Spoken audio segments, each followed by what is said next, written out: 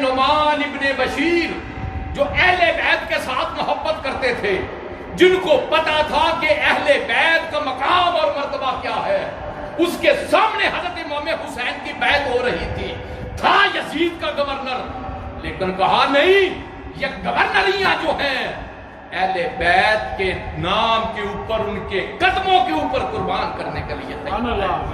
نعرہ تکبیر، نعرہ رسالت، نعرہ حیدری، حسینیہ زندہ باد، حسینیہ زندہ باد، یزیدیہ مردہ باد۔ حضرت نعمان ابن بشیر تھے یزید کے گورنر، لیکن ان کو اہل بیت اطہار کے مقام اور مرتبے کا پتا تھا۔ انہوں نے یہ حدیث سنی تھی، احب اللہ من احب حسینا، اس کو پتا تھا محبوب الہی بننے کے لیے حسین کے ساتھ محبت کرنی ضروری ہے۔ اگر میں نے حسین کی محبت سے لوگوں کو روکا، میں اپنے دعوی محبت میں جھوٹا ہوں گا۔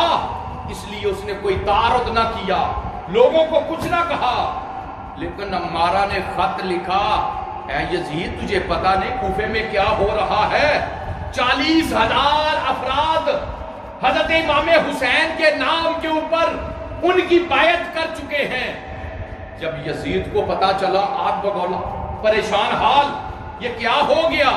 اس نے اسی وقت گورنر کوفہ حضرت نعمان ابن بشیر کو معزول کر دیا، اور گورنر کوفہ بصرہ عبید اللہ ابن زیاد اس کو حکم دیا، اے ابن زیاد فوراً کوفہ پہنچو، وہاں کے حالات میرے خلاف ہوتے جا رہے ہیں، سارے کے سارے حالات کنٹرول کرو، کچھ بھی کرنا پڑے لیکن کوفہ کے حالات اپنے کنٹرول میں ہونا چاہیے۔ ابن زیاد کو جب پتا چلا، فوراً بصرہ سے روانہ ہوا، کوفہ آ گیا، حضرت نعمان ابن بشیر کو معزول کیا اور گورنری سنبھال لی، اور وہ لوگ جنہوں نے حضرت امام حسین کے نام کے اوپر بیعت کی تھی، ان کو اس طرح ڈرایا اور دمکایا۔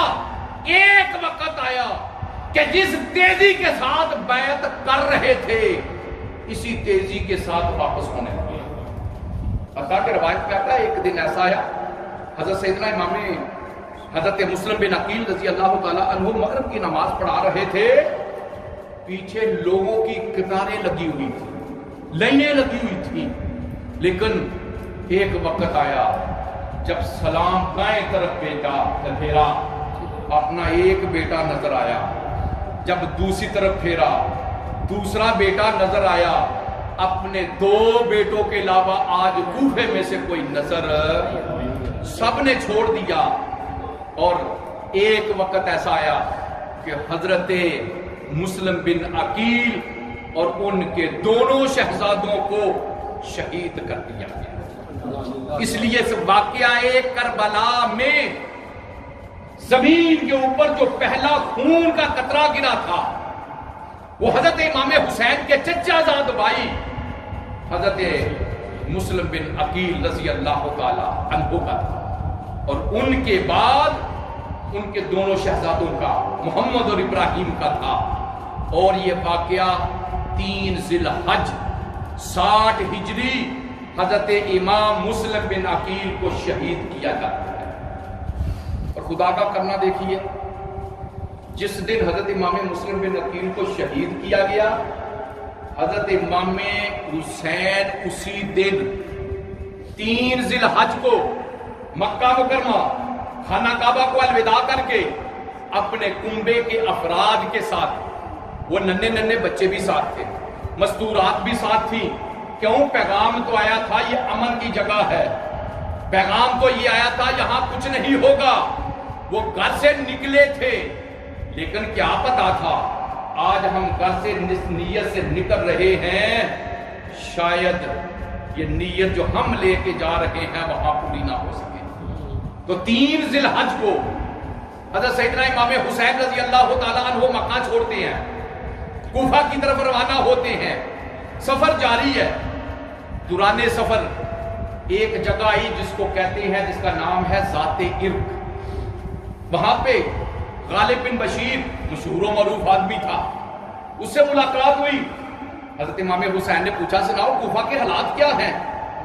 اس نے کہا حضور دل کی بات بتاؤں؟ فرمایا بتاؤ. فرمایا کوفہ کی حالات یہ ہیں کہ ان کے دل آپ کے ساتھ ہیں لیکن کوفہ والوں کی تلواریں بنو امیہ کے ساتھ ہیں. دل سے آپ کے ساتھ ہیں لیکن اگر لڑائی ہو گئی تو آپ کے ساتھ پھر وہ یزید کے ساتھ ہی کھڑے ہوں گے. آپ نے پھر سفر آگے شروع کیا. پھر اس وقت کے مشہور و معروف شاعر فرزدق سے ملاقات ہوئی. فرزدق بتاؤ کوفہ کے حالات کیا ہیں؟ اس نے بھی یہی جواب دیا. چلتے چلتے سالبیہ کے مقام پر بکر الاسدی سے ملاقات ہوئی. فرمایا کوفہ کے حالات کیا ہیں؟ حضور آپ کو پتا نہیں؟ فرمایا مجھے نہیں پتا. اس نے کہا کوفہ کے حالات میں بتاتا ہوں. آپ کے چچا زاد بھائی مسلم بن عقیل کو شہید کر دیا. آپ کے دونوں ان کے شہزادوں کو شہید کر دیا گیا ہے. حضرت امام حسین رضی اللہ تعالی عنہ نے جب یہ سنا پریشان ہو گئے. مدینہ بھی چھوڑا تھا, مکہ آئے کہ یہ امن کی جگہ, مکہ بھی چھوڑ دیا. اب راستے میں ہیں, ننے ننے بچے ساتھ ہیں, مستورات ساتھ ہیں. اس لیے حضرت امام مسلم بن عقیل کی شہادت کی جو اطلاع ملی ہے اس کے اوپر رد عمل کیا کیا جائے. انشاءاللہ زندگی رہی پھر کبھی ملاقات میں. یہاں میں ختم کر رہا ہوں, یہیں سے شروع کریں گے. مالک سب کی حاضر فرمائے. آمین ثم آمین.